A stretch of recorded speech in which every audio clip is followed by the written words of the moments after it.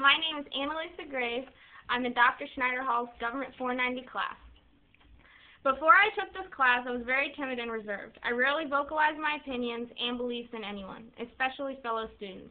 But because of Dr. Schneider Hall, the topics discussed and studied in class, and also because of my final paper, I am having stronger foundation and am more confident about vocalizing my opinions. So I would like to recall the topics that spoke to me most this semester. First, by understanding Barbara's opinions on Make World, my beliefs in capitalism and corporate America are more finely tuned. To me, capitalism began as a motivated force in our economy, but in the last 30 to 40 years, corporate greed has infected almost every aspect of American society and in some cases the world.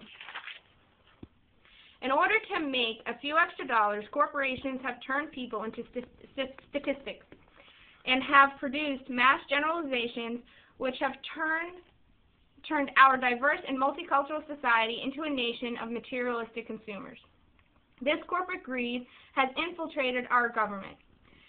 In Iraqi for Sale, we learned that instead of increasing the size of our military by recruiting and training soldiers, the Department of Defense would rather expedite the process by paying private contractors to do the exact same job as our own military.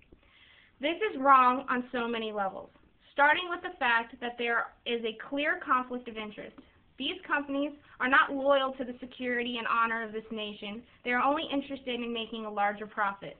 Also, these private companies are not held accountable for their actions. Our military operates on a strict code of conduct, and yet they get paid 6 times less than what private contractors make. As the documentary says, these companies operate on greed, not morality. This corporate greed can also be seen in the documentaries Super Size Me and King Corn, also in Michael Pollan's book, Omnivore's Dilemma. Here we see how corporate food companies have once again turned American citizens into a nation of fast food and the mass production of food into with little or no nutritional value. By industrializing not only agriculture but also food production, we have created a market that does not care about the well-being of its citizens. Its only concern is mass-producing cheap or poor quality food that lead many Americans to obesity, diabetes, and death. Finally, in my final paper for the class, the topic I care a lot about is the legalization of marijuana. While many people still view this as a controversial issue, I believe we as a society need to stop debating over its moral implications and understand the truth of its value and benefits. Marijuana and hemp provide unlimited benefits to our society and the world. Hemp can produce paper, rope, clothing, building materials, hats, shoes, cooking and heating oil, and even animal and food supplements. This could literally end deforestation around the globe and provide the best economic improvement the world has ever seen. Medical marijuana also has many benefits to society. It provides relief to symptoms of diseases such as glaucoma, MS, depression, epilepsy, and AIDS. Also, cannabis relieves cancer patients that are going through chemotherapy and radiation. Marijuana helps relieve symptoms such as nausea, headaches, loss of appetite, pain, and many more.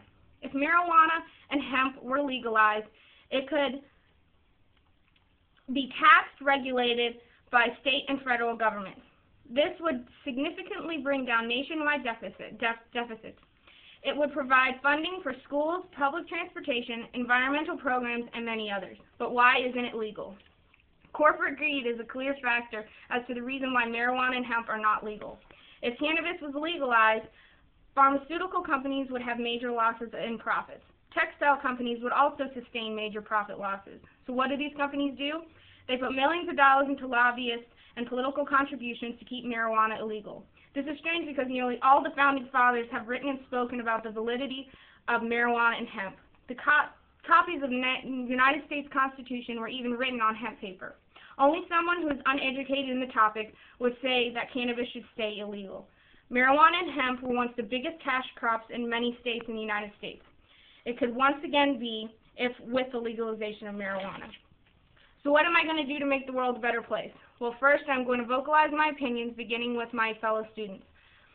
Next, I'm going to further educate myself on the important issues affecting the world today. In regards to the legalization of marijuana, I plan to become a member of the Marijuana Policy Project, the national organization for the reform of marijuana laws and safer alternatives for enjoyable recreation.